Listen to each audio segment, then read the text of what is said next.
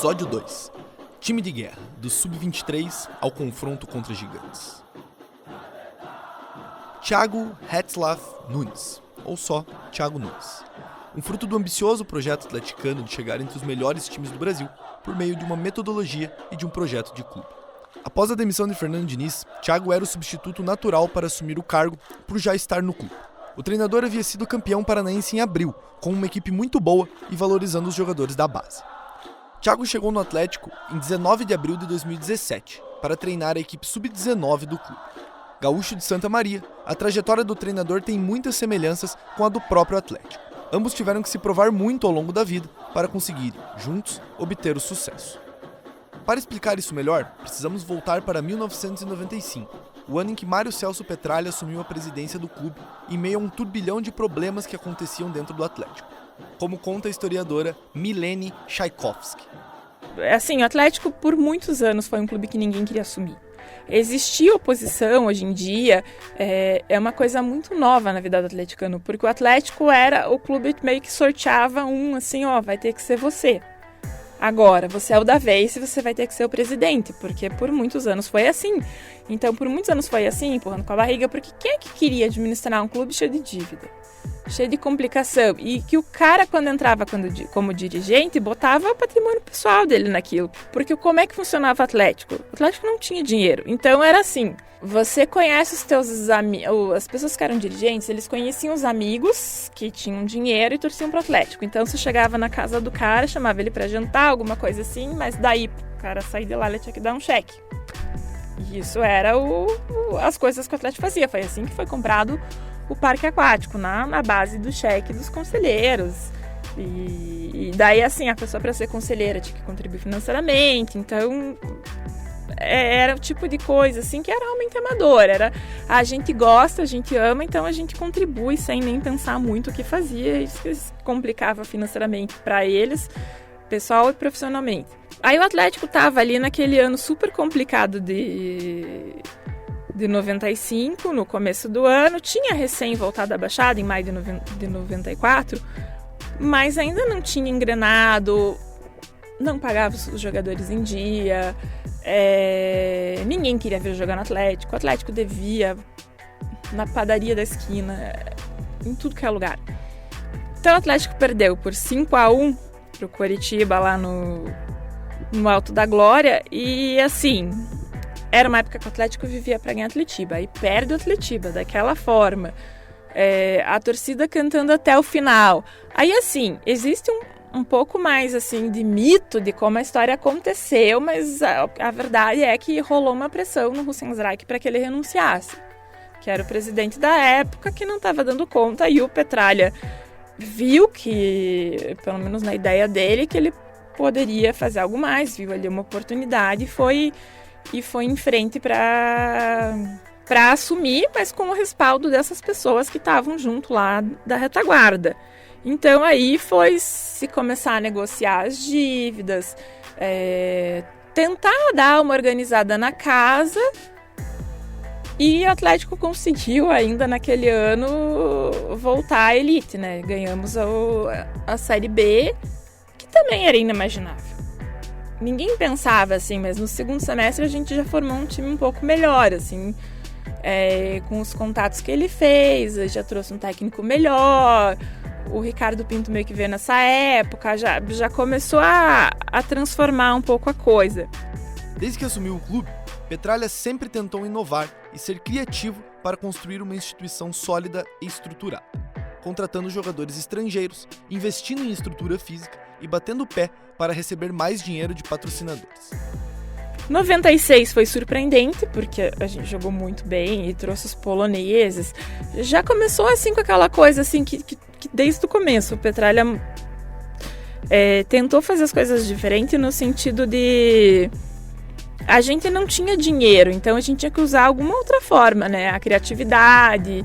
E daí o Atlético ficou um bom tempo sem patrocínio na camisa, por uma ousadia dele dizer não, enquanto não tiver o valor que vale a camisa, segundo o que eu acredito que vale, nós vamos ficar sem patrocínio. O Atlético ficou um bom tempo sem patrocínio na camisa, uma atitude ousada, porque você imagina um clube hoje, que que esteja nessa situação de acabar de subir de segunda divisão, dizer que não vai querer patrocínio na camisa. A loucura que foi que ele conseguiu convencer a torcida atleticana, eu acho que ter montado o time de 96, que foi um time que nos permitiu um pouco sonhar e voltar e tal, mas assim, hoje, vendo a situação que ele tem hoje no Atlético, assim, que existem pessoas que o contestam, tal, naquela época não havia isso. Fazia 2 anos que a gente tinha voltado para casa, depois de 11 anos no Pinheirão. Nenhum atleticano mais aguentava ouvir falar em Pinheirão. E o cara chega no fim do ano e diz, eu vou botar esse estádio abaixo e vou fazer outro. Isso é uma loucura completa. Porque quem é que garantia que aquilo ia acontecer? E ainda mais o estádio que ele prometeu construir, né? Que era uma arena já para a Copa do Mundo e tal. E ficou 2 anos construindo, então significa que a gente ficou 2 anos jogando Pinheirão de novo. Então, assim, era uma loucura completa, que felizmente deu certo.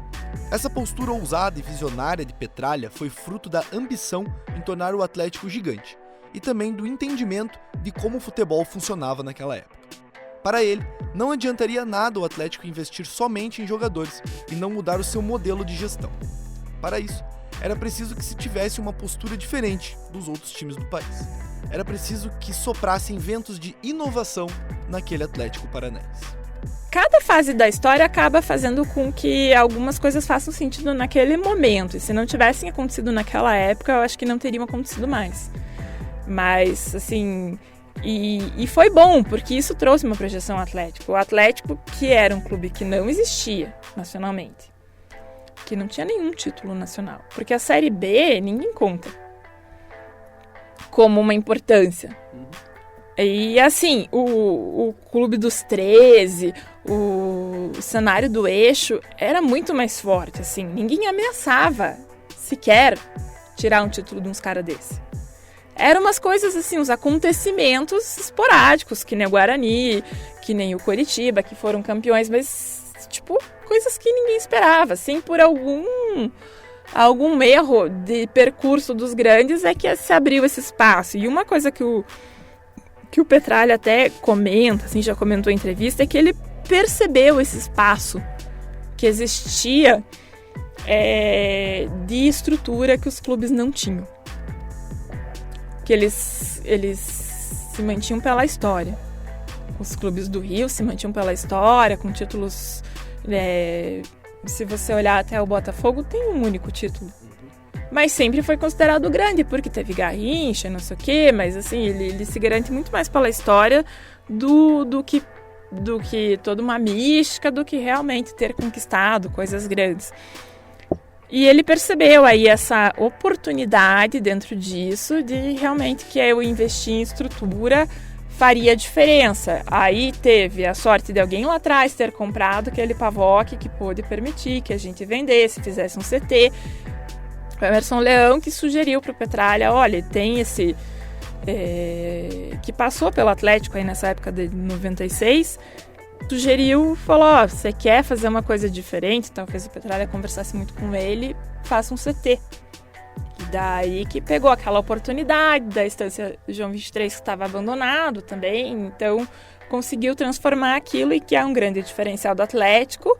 E de lá para cá começar a se investir também em categoria de base e aquela velha fórmula de sucesso do Atlético, é de trazer jogador que esteja ali meio de escanteio nos outros lugares e que funciona há muitos anos, que pode se ver por toda a história que normalmente funcionava. Pegar um jogador lá que já foi campeão, não sei o quê, tá meio encostado, quer dar uma revigorada na carreira dele, ainda quer estender a carreira dele, mas um clube de ponta já não queria, então eles vinham para cá ainda com o objetivo de ganhar alguma coisa e isso funcionou, somado à coisa da base que foi sendo construída aos poucos ali junto da estrutura. Essa política de investimento em formação de atletas se tornou uma das principais características do clube, e é por conta desta ideologia que Thiago Nunes pôde assumir o Atlético, já tendo quase que 100% de aprovação da torcida. Isso porque foi ele quem consolidou o principal projeto de base atleticano de todos os tempos, a utilização de um time sub-23 durante o Campeonato Paranaense. Desde 2013, o Atlético vem dando espaço para novos treinadores e jogadores da base durante o estadual, deixando os principais jogadores do time com foco total nas competições nacionais e realizando pré-temporadas mais longas. Porém, a decisão de colocar a base para jogar o Paranaense não é algo totalmente metodológico. Ela também tem uma forte vertente política. Assim como em 1996, em 2013, Petralha resolveu bater o pé com relação aos baixos valores recebidos pelo Atlético. Se na década de 90 a bronca era por conta dos patrocínios, em 2013 o presidente atleticano queria receber mais dinheiro da televisão. Juntando a postura de embate com a política de ser um clube formador, o Atlético lançou um projeto muito importante para sua história recente. De 2013 para 2018, o Furacão conseguiu lucrar 130 milhões de reais com a venda de jogadores que surgiram durante o Campeonato Paranaense. Alguns desses atletas chegaram a fazer mais de 100 jogos pelo time principal, após amadurecerem durante o estadual. Mesmo conseguindo revelar jogadores, o clube tinha grandes dificuldades de vencer o campeonato, tendo conquistado apenas um vice em 2013, até que Thiago Nunes assumiu a equipe e levou o Atlético para a glória, vencendo o Curitiba por 2-0 na final, após ter perdido o primeiro jogo no Couto Pereira por 1-0.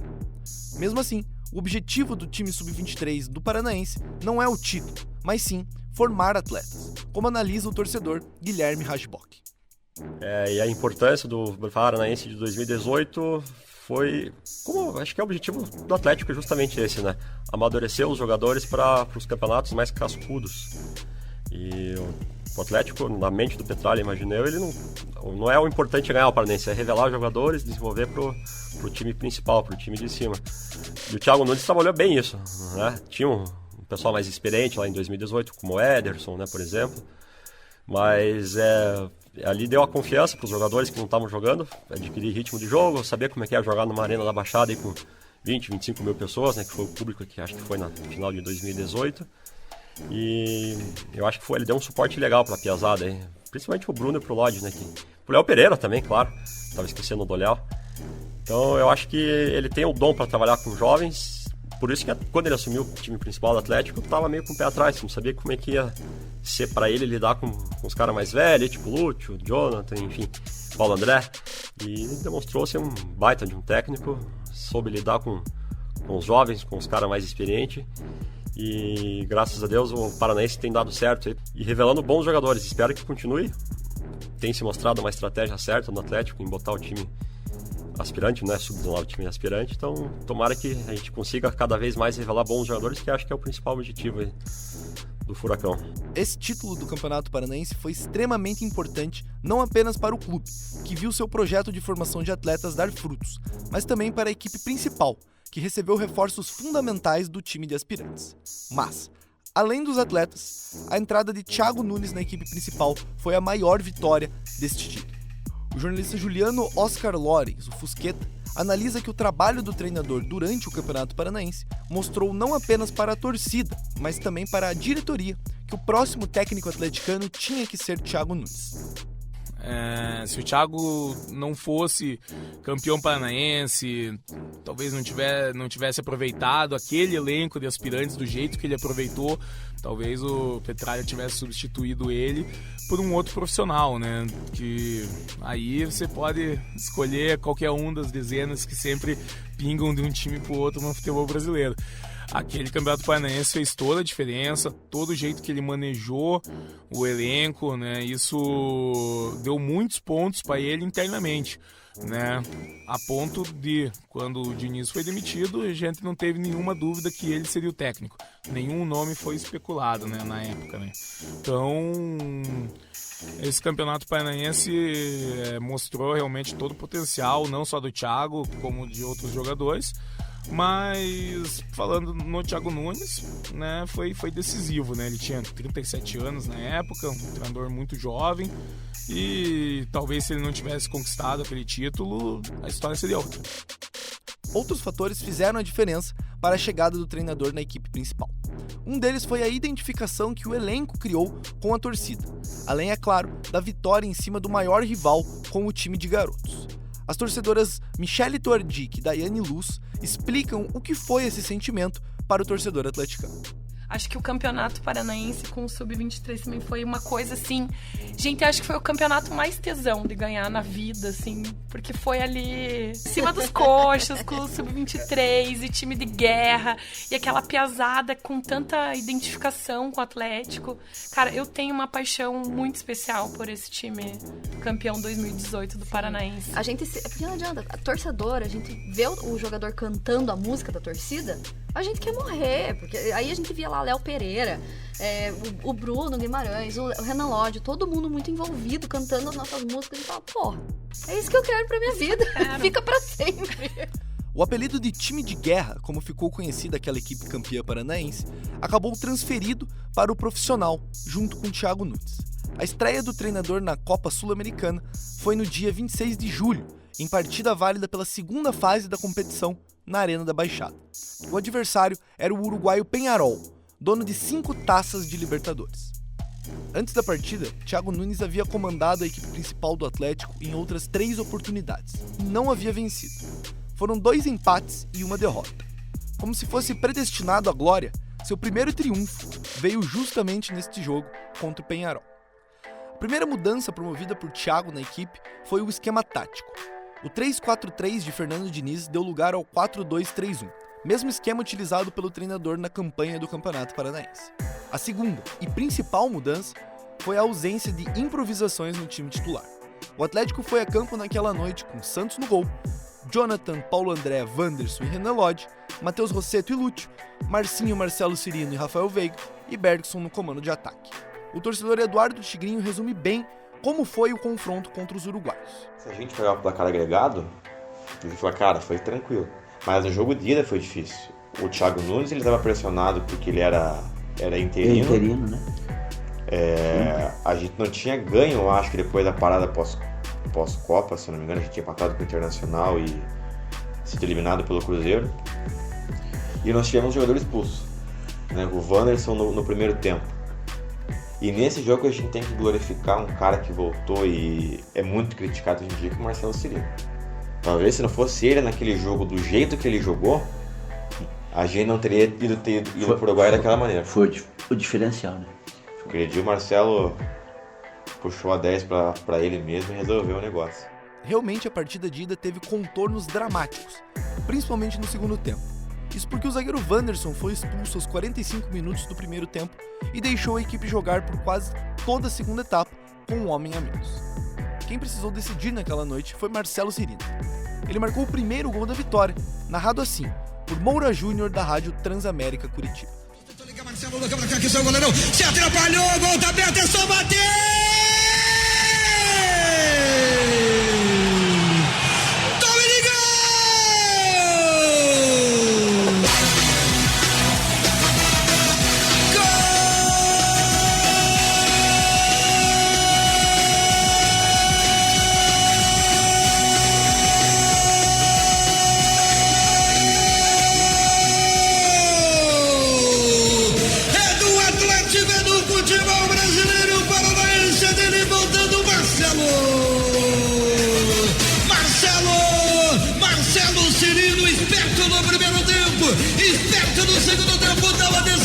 Jogada, o goleirão saiu, bateu roupa, fez tudo errado, sobrou pra ele viu o gol aberto, é só meteu, a bala explode na rede, nas arquibancadas,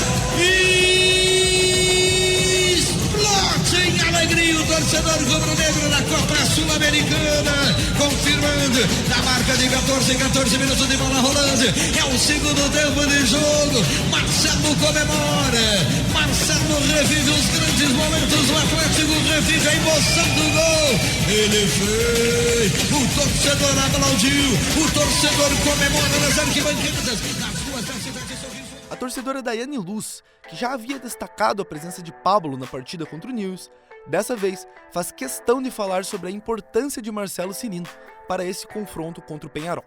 E se naquele jogo do Nils foi o Pablo que deu a virada, pra mim foi o Marcelo. Foi a partir daí também no Marcelo. Eu não sou muito fã, pessoalmente, do futebol do Marcelo. Eu gosto dele. Não sou. Mas nesse jogo, ele parece também que mudou, tava mais confiante, sabe? Eu senti nele isso. Que se estendeu pra depois, pro resto do campeonato. Mesmo com 1 a menos boa parte do jogo, o Atlético não foi realmente ameaçado pelo time uruguaio. Com 55% de posse de bola, o Furacão finalizou um total de 17 vezes, enquanto o Peñarol chutou apenas 5 bolas na direção do gol. O domínio culminou no gol de Pablo, após assistência de Jonathan, para abrir uma boa vantagem no confronto. Quem narrou foi Marcelo Ortiz, da rádio Banda B. Jonathan Pedrito cruzou para o boca do gol, no desvio, Pablo, rede! Atlético! Gol!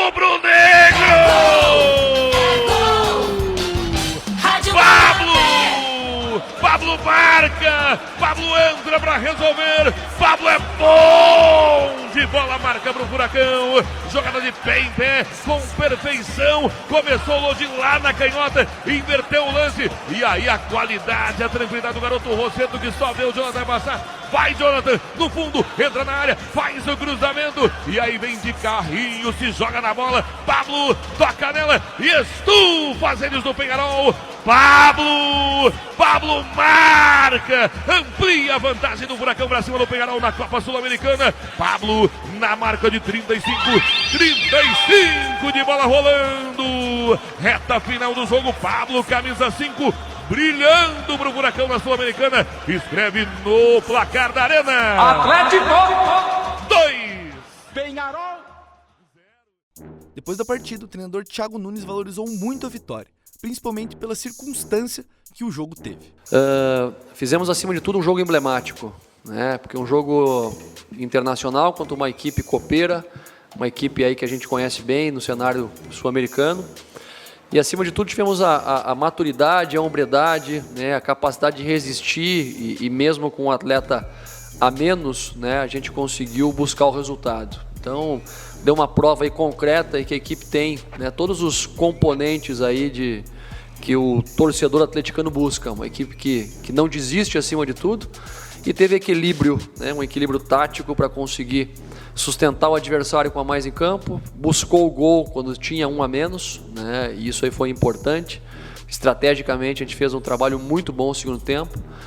E o que fica de positivo nesse salto todo, né, é a prova, que nem eu falei anteriormente, que a gente tem condições de, não só na Sul-Americana, mas em todas as competições que nós estamos participando e que possamos vir a participar, condições de chegar e lutar de igual para igual com todas as equipes. A vitória no jogo de ida deu confiança para o Atlético na sequência do ano. Mesmo assim, o foco nesse momento teria que ser o Campeonato Brasileiro. Isso porque o legado deixado por Fernando Diniz foi muito ruim. Thiago Nunes pegou um time em 19º colocado na Série A, com apenas 9 pontos ganhos, e precisava salvar a equipe da zona de rebaixamento. Entre a partida de ida e o jogo de volta, o Atlético venceu o Vitória por 4 a 0 na Arena e empatou com o Corinthians em São Paulo por 0 a 0. A situação ainda era complicada no Campeonato Brasileiro, mas a equipe começou a dar sinais de que se recuperaria, principalmente depois do épico jogo de volta contra os uruguaios. Com alterações na equipe, Thiago foi para Montevidéu no dia 7 de agosto com a vantagem de 2 gols. Mas, ao contrário do que se esperava, a postura atleticana foi muito agressiva e um momento histórico foi criado. O treinador manteve o 4-2-3-1 que deu certo na partida de ida, mas precisou realizar alterações no time titular. O Furacão começou a partida de volta com Santos no gol, Jonathan, Zé Ivaldo, Léo Pereira e Renan Lodge, Bruno Guimarães e Lúcio Gonzalez, Marcinho, Rafael Veiga e Marcelo Cirino e Pablo no comando de ataque. A vitória por 4 a 1 contra um gigante do futebol fora de casa deu muita moral para o Furacão, como bem analisa o jornalista Fusca. Jogar contra um gigante sul-americano é sempre difícil, né? O Peñarol tem 5 títulos da Copa Libertadores e esse confronto naturalmente deu um nervosismo, né? Seria um confronto mais difícil em teoria do que foi o News Old Boys, né? Mas o jogo estava difícil, de fato, né? Até o primeiro gol sair lá na Baixada, né? O gol do Marcelo. E depois disso a gente conseguiu ter mais controle do jogo, né? Já era com o Thiago Nunes, né? essa partida, era o começo do trabalho técnico, né? Mas a gente já via alguns pontos positivos, né, nesse time, nesse trabalho do Thiago, né, que já tinha sido campeão paranaense no ano, né, o time de aspirantes. E ele começou também a dar chances aí para jogadores que atuaram com ele, né, como o Zé Ivaldo, como o Renan, né, Renan Lodge, né, sem dispensa comentários. O próprio Bruno Guimarães, que o Fernando Diniz chegou a fazer outras funções, né, então o Thiago ele foi para a função que ele já tinha sido muito efetivo no Campeonato Paranaense, né? E eu acho que o confronto contra o Peñarol marca essa trajetória do Thiago, né? Principalmente por causa do jogo de volta, né? Que foi essa goleada, né, que a gente fez em Montevidéu, foi uma goleada totalmente inesperada até, né? A gente achava que o jogo ia ser muito mais equilibrado, mas o time decolou, né? Não deu a menor chance aí pro decano, né, do futebol uruguaio, e graças a Deus aí conseguimos passar em frente. Um desses jogadores que ganhou chances com o Thiago e nunca mais saiu do time foi o zagueiro Léo Pereira. Já na partida de ida, o zagueiro entrou no lugar de Marcinho para corrigir a expulsão de Wanderson. Além de ter uma sólida apresentação defensiva, Léo Pereira marcou o primeiro gol da goleada contra o Peñarol. A narração da rádio CBN Curitiba é de Edgar Araújo. Marcinho prepara-se para fazer a cobrança de uma falta para o Atlético. Lá vem o cruzamento. Veiga, quem bateu, jogou no segundo pau, pintou, desvio! Léo Pereira! Gol!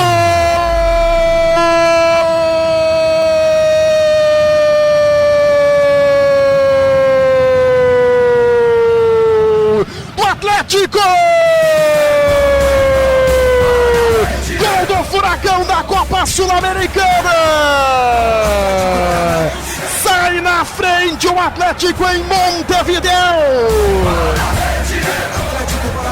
Léo Pereira, a cobrança da falta no interior da grande área. Léo Pereira fechou sozinho e com a perna esquerda, que é a boa, empurrou pro fundo das redes do Peñarol. Kevin Dalson foi só pra foto. Léo Pereira abre o placar em Montevidéu, 14 na camisa. 7 minutos do primeiro tempo, mexe no placar da CBN. Atlético Paranaense 0, sai na frente o Furacão da Copa Sul-Americana.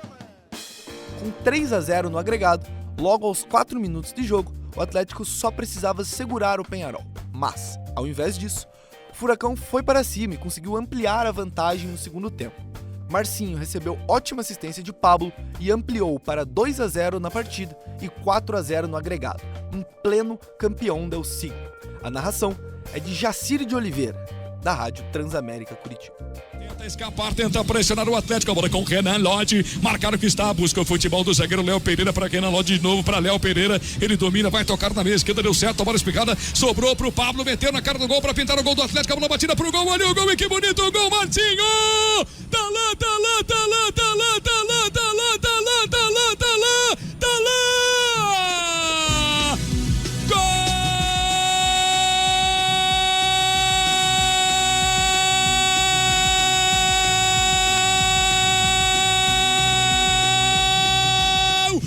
Furacão e que golão!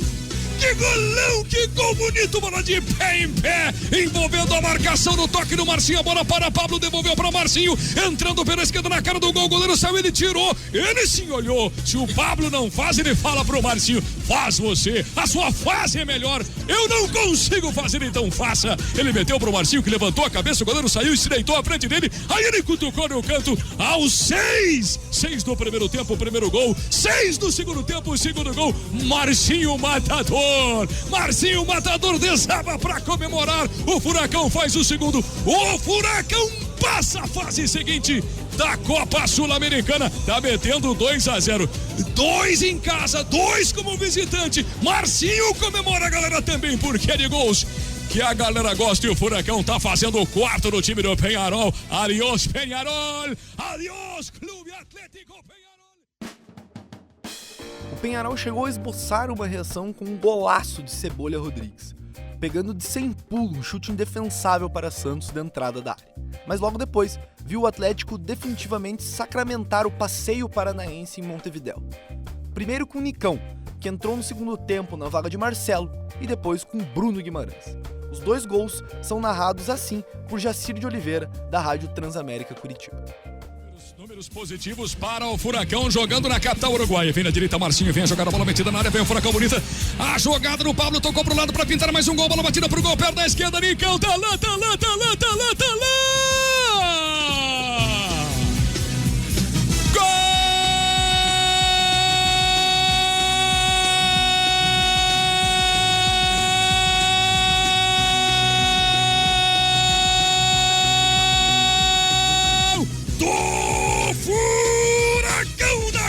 Sul-Americana, gol do Furacão, gol do Nicão e mais um golão. Numa jogada pela direita, bola trabalhada, bola metida na área. Numa chegada rápida, o Atlético se mandou com o Rafael Veiga encontrando na ponta o Marcinho. Ele meteu pra área.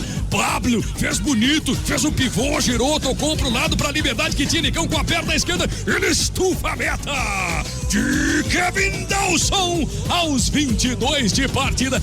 Ampliado o marcador. Eu sei, a raça uruguaia, a tão conclamada e fala da raça uruguaia, interminável ou quase interminável, eles são incansáveis, eles diminuíram, buscavam o empate, o Atlético vai lá e mete o terceiro. Eu sei que eles podem continuar fazendo mais gols ou buscando fazer mais gols, mas o Atlético está se distanciando mais, ainda mete o terceiro e o Atlético coloca aí os pés na fase seguinte da Copa Sul-Americana. E Nicão, abraçado por todos, comemorando demais, comemora com a sua gente porque ele sabe que é de gols que a galera gosta. O Atlético mete o terceiro, Atlético 3 no Penharol em Montevideo, Nico França. O quarto gol, ele entrou na área, vai tentar a finta, dançou na frente do adversário, driblou bonito, linha de fundo, vai cruzar, cruzou, a bola passa, sobrou pro chute, pro gol do Marcinho, displicente, bateu no adversário, voltou pra ele, bate de novo, com a perna esquerda, rasga a defesa, na sobra, a bola batida pro gol, olha o gol, tá lá!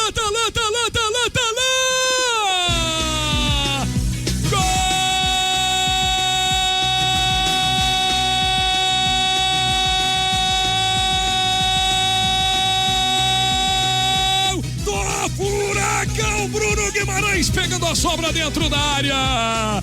Ele estufa a meta do goleiro Kevin Dawson, que nada pôde fazer. O Atlético tá goleando, tá passando por cima numa grande jogada pela esquerda do Nicão. 2 na marcação, ele ganhou, ele foi ali de fundo, ele cruzou, a bola passou, sobrou pro Marcinho, que chutou com a perna direita, a defesa tirou, ele tentou bater com a esquerda, bateu, a bola prensada, sobrou pro chute do Bruno Guimarães, na proteção feita pelo Guilherme. Bruno Guimarães estufa a meta do goleiro Kevin Dawson.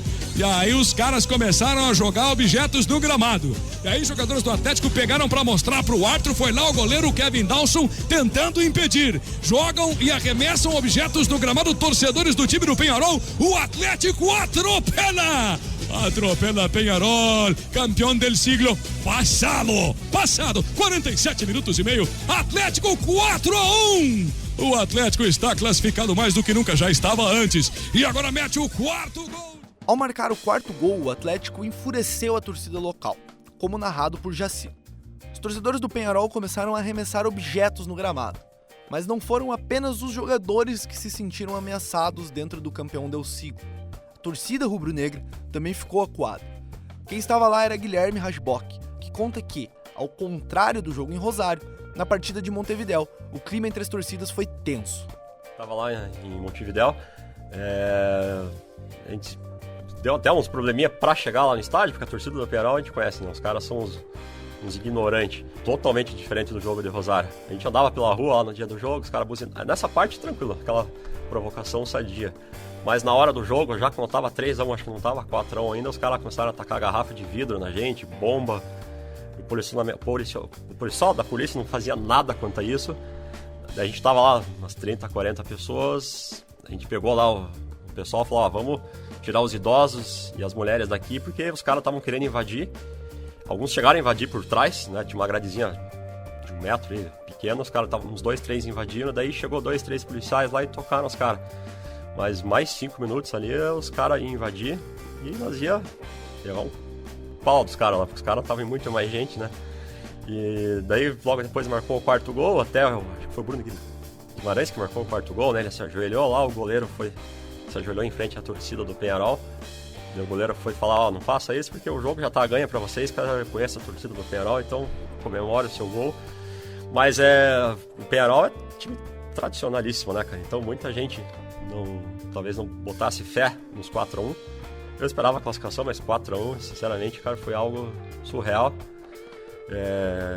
Eliminamos um gigante do futebol sul-americano e ali acho que começamos a ganhar uma confiança bem maior. No comecinho da era Thiago Nunes, dava para ver que o grupo estava bem unido, todo mundo junto nesse objetivo de conquistar a Sula. E passamos por mais um, isso que importa. Na entrevista coletiva pós-jogo, o próprio Thiago Nunes fez questão de se preocupar com os torcedores atleticanos que estavam no estádio e sofreram com as agressões dos torcedores uruguaios. Ele também ressaltou um feito histórico que o Atlético conseguiu naquela noite. Uma saudação especial ao nosso torcedor que esteve presente aqui em Montevidéu, nos apoiou. Espero que estejam todos bem, né? Até em função daqueles problemas na saída ali do estádio. Primeiro que é uma história que eu vou contar para os meus netos, né? Porque você vir aqui em Montevidéu, jogar com o Peñarol e vencer, né, os 2 jogos contra o Peñarol é um feito histórico. Eu tenho um respeito muito grande por esse clube, né, que nós enfrentamos hoje. É um clube histórico e por mais que nós brasileiros, né, a gente acaba tendo um contato muito grande com as nossas equipes, é uma equipe muito charmosa, muito querida, que todos nós, né, gostamos de ver jogar e temos uma simpatia muito grande. Então, para mim é um feito muito grande, certamente vai ser uma história que eu vou levar comigo para sempre. O torcedor Eduardo Tigrinho fala sobre a importância que a vitória contra um gigante como o Peñarol tem para a visibilidade do Atlético fora do país. Acho que é uma importância ímpar, né, cara? Se derruba um gigante ali. Isso é giganta, né? Isso é giganta. Eu acho que dá confiança pelo momento em que o Peñarol se encontrava, talvez. Porque ele joga com o nome, joga com a camisa, mas talvez o elenco não tivesse... Talvez não mude de patamar, mas, pô, o pessoal lá começa a conhecer a gente, né? O mundo inteiro acompanha o Peñarol, né? E uma vitória lá com certeza ajuda a aumentar, a elevar o patamar. Não sei se mudou o patamar nesse jogo, mas com certeza ajudou. Os torcedores Michele e Daiane endossam o coro de que a vitória foi importante para que o Atlético ficasse conhecido internacionalmente. A gente tá traçando um caminho muito bonito, assim, acho que tijolinho a tijolinho ali, e esse com certeza tá ali alicerçando a nossa história internacional, essas 2 vitórias. A própria visibilidade no cenário sul-americano, né, ao ser conhecido, porque a gente tem aqui um conhecimento na Argentina, se você vai para lá e pergunta, ele sabe, né, a grande maioria vai saber, mas e se você começa a subir? Aí já começa, quem? Não conheço. Brasil? Corinthians? Flamengo? Aí não conhece. Né? Você fala que é do Sul ou é Grêmio. Sim. Então isso mudou também. Mas eu te garanto que na capital portenha todo mundo conhece o El Paranaense. Todos conhecem. Michele ainda define a vitória como uma pedra fundamental na trajetória de Thiago Nunes no Atlético, o que carrega uma representatividade muito grande. Eu acho que quanto mais a gente é colocado à prova, sobretudo nesses jogos importantes, assim, a gente vai criando uma casca para enfrentar cada vez desafios maiores. Eu acho que o que está acontecendo com o Atlético agora é reflexo disso. Talvez a gente olhando para o Atlético de Thiago Nunes, a pedra fundamental foi essa vitória lá em Montevidéu. E aos poucos ali ele foi, acho que, se fortalecendo para tudo que veio depois, né? Até para os momentos difíceis. Com toda certeza, essa vitória foi a premissa do que estaria por vir e deu muita confiança para a equipe no restante do ano. Além de toda a história e importância que a vitória tem, ela ainda é a primeira do Atlético jogando fora de casa na temporada. Esse mau desempenho fora de casa iria persistir no Campeonato Brasileiro, mas dentro da Sul-Americana ele foi totalmente contrário, principalmente com Thiago Nunes. A prova disso veio logo nas oitavas de final, no confronto contra o Caracas, na Venezuela. Para a torcedora Daiane, a mudança de espírito que os jogadores têm nos jogos mata-mata e no Campeonato Brasileiro faz toda a diferença para o desempenho fora de casa do Atlético ser melhor na Sul-Americana do que no Brasileiro. É que eu acho que o jogo mata-mata e o brasileiro é evidente que é outra coisa. É outra vibe, né? Até pra eles, pra quem joga, entra com outra vibe, é time de guerra, bola é minha, campo é meu.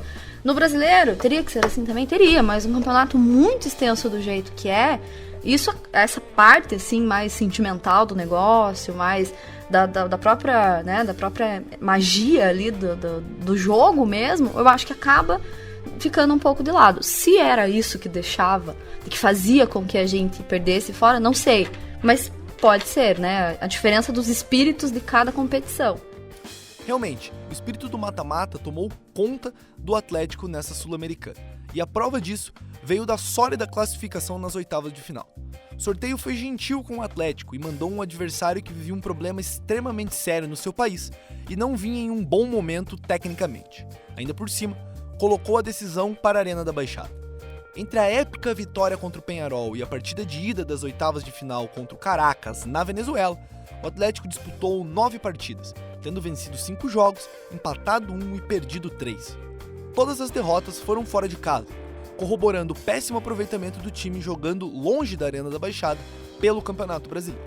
Na Sul-Americana, o desempenho fora de casa foi amplamente superior ao do Campeonato Brasileiro, já demonstrado no dia 19 de setembro, na partida de ida contra o Caracas.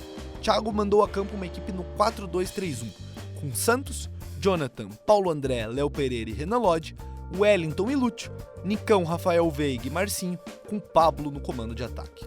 Quem foi o cara dessa partida foi Rafael Veiga. O meia que ganhou mais espaço com Thiago Nunes marcou os 2 gols que deram a vitória na partida para o Atlético. O primeiro deles, aos 41 minutos do primeiro tempo, narrado assim por Marcelo Ortiz da Rádio Banda B. Preparou o Jonathan, vem cruzamento, pé direito, subiu, meteu pra boca do gol, vale a zaga, é agora pro primeiro gol, pega aí outro, vem, bateu! Rede! Gol!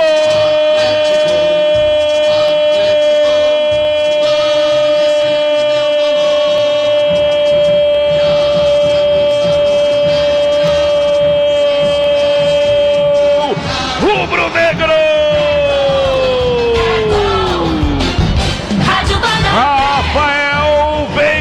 Veiga marca pro Furacão. Veiga marca a bola cruzada pra área. O Jonathan caprichou no cruzamento. O Pablo tentou de peito, o Marcinho tentou o chute, errou, mas a bola sobrou com o Veiga. E aí o Veiga entrando na pequena área, na meia direita, de pé canhoto, tira do goleiro Herrera, estufa as redes do Caracas, sai na frente o Furacão na Copa Sul-Americana. Dali Furacão, oitavas de final, jogo de ida no Estádio Olímpico de la UCB, sai na frente o Atlético na marca de 41 de bola rolando, 41 de jogo, camisa 7 mirando Rafael Veiga, Veiga escreve no placar. Caracas 0, Atlético 1. O jogo foi muito tranquilo para o Atlético, que dominou do começo ao fim, tendo 53% de posse de bola e finalizando mais que o dobro de vezes do Caracas. Foram 14 chutes do Atlético contra 7 do time local.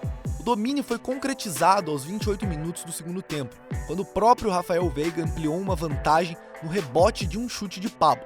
A narração é de Marcelo Vargas, da Fox Sports. Edgar Araújo. Prende essa bola, soltou a Sadiomo mais uma vez de primeira, de tenta o passe, corta Marcinho. Olha o contra-ataque que está sendo armado. Marcelo Cirino venceu, desceu em contra-golpe, virou o jogo. Pablo dominou, vai na cara do gol, vai fazer, empurrou, salvou o goleiro, olha o toque! Veiga! Gol!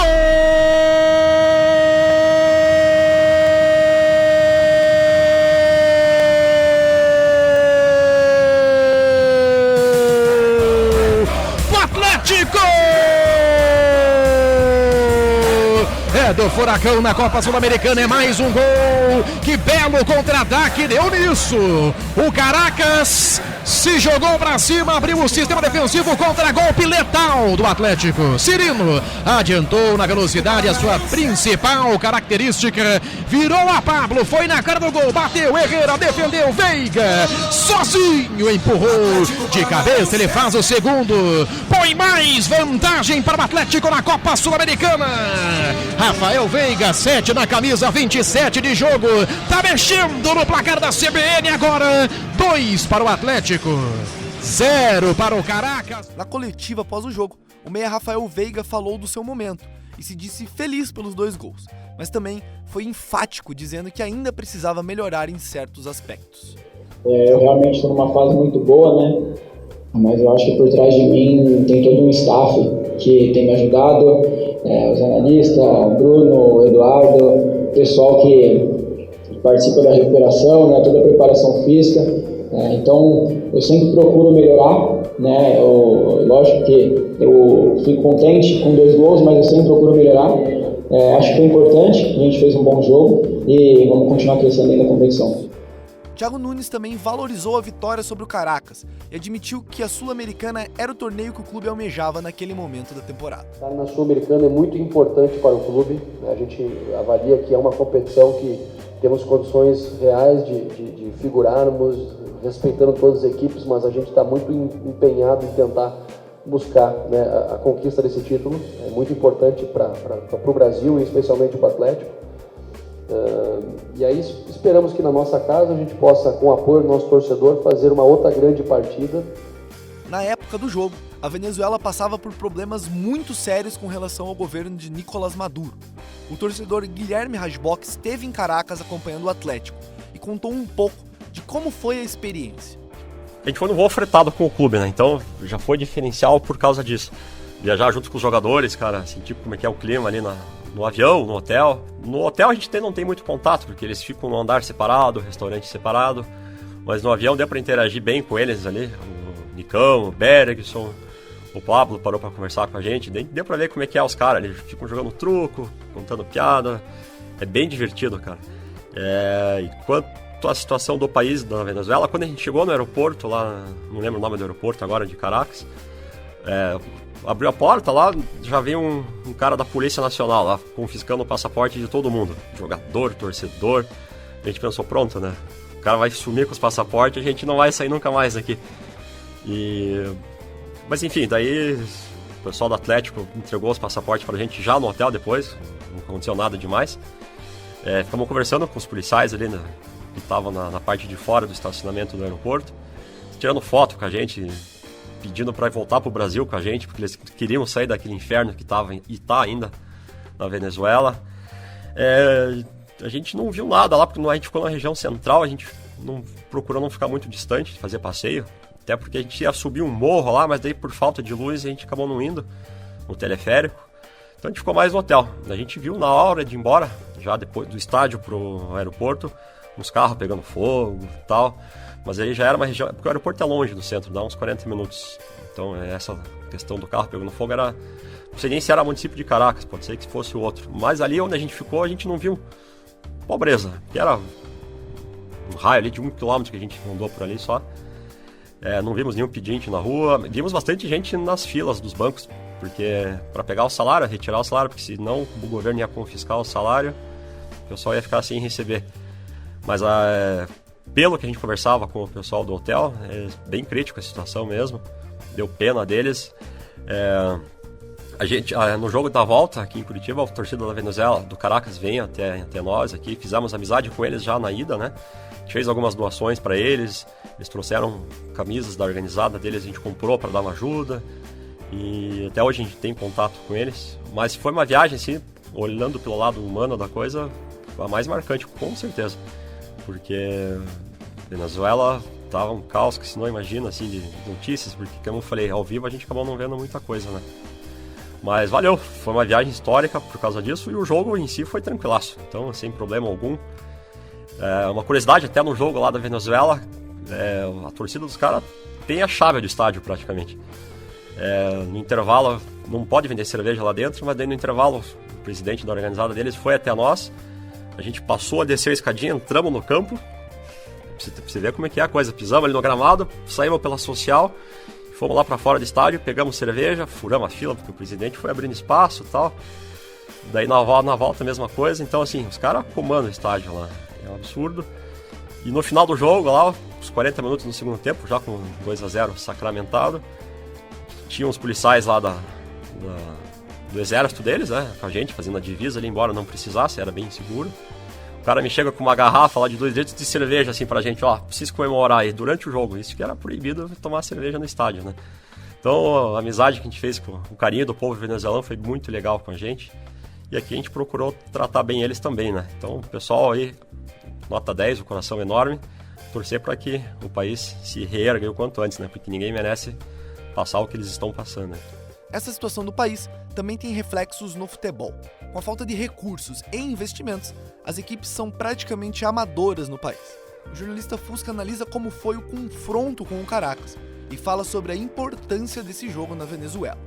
O Caracas era o time semi-amador, né, que o Atlético enfrentou aí em toda a Sul-Americana. Até pela situação na Venezuela ser muito difícil, o futebol venezuelano como um todo sofre e com o Caracas não é diferente, né?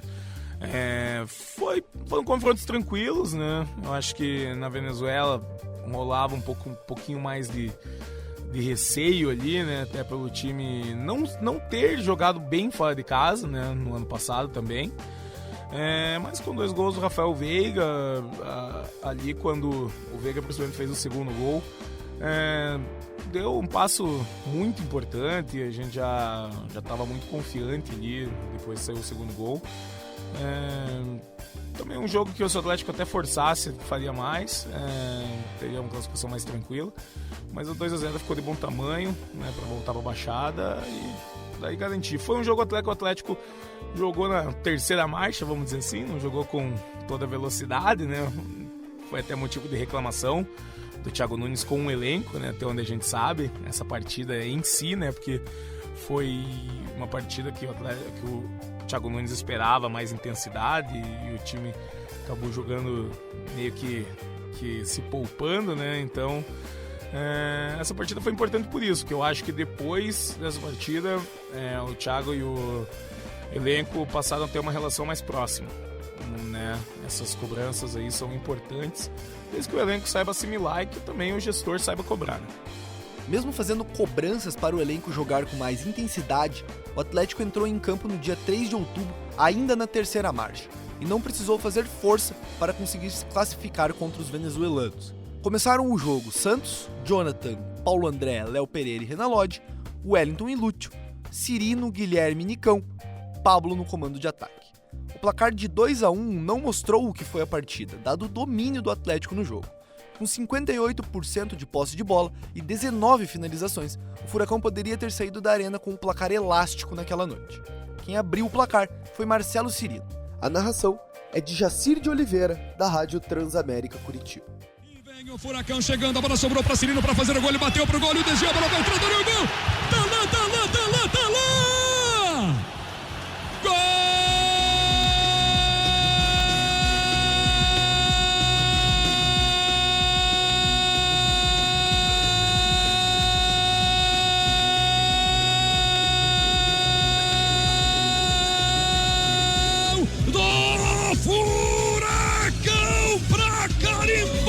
Fez a sua passagem à fase seguinte, a fase de quartas de final da Copa Sul-Americana. Marcelo Cirino trama pela esquerda, bola metida na área, bateu na defesa, sobrou para Cirino, limpou, uma pancada, a bola desviou e matou o goleiro Christian Flores com 31 minutos de partida. E ele levanta os braços aos céus, vai pra sua gente, vai comemorar com a galera, porque sabe que é de gols que a galera gosta. E o Atlético faz o primeiro para dar um passo importante e se garantir na fase de quartas de final da Copa Sul-Americana. Marcelo Cirino é o nome do gol. Furacão abre o marcador, Atlético 1, Caracas 0. O Caracas chegou a empatar a partida com um gol de Garcês, para a festa completa da sua torcida, mas Renan Lodge sacramentou a vitória e classificação atleticana. Olha o Furacão, bola metida para o Pablo, escorou, o Renan vai bater pro gol! Gol!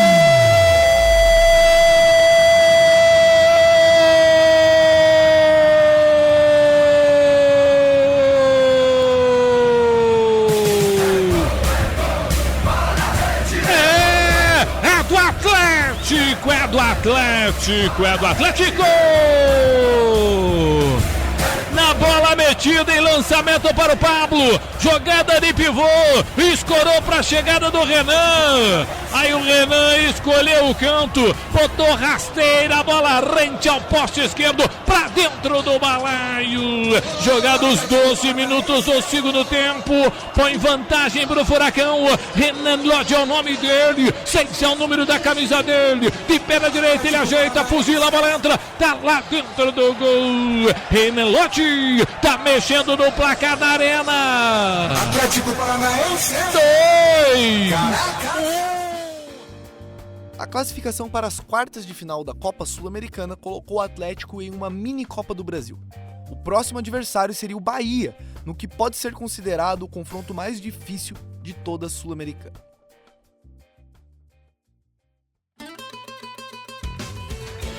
El Paranaense é um podcast produzido e lançado com exclusividade pelo portal trex.com.br. Roteiro, locução, edição e produção, Marcos Guedes. Finalização, design gráfico e divulgação, André Grochevski.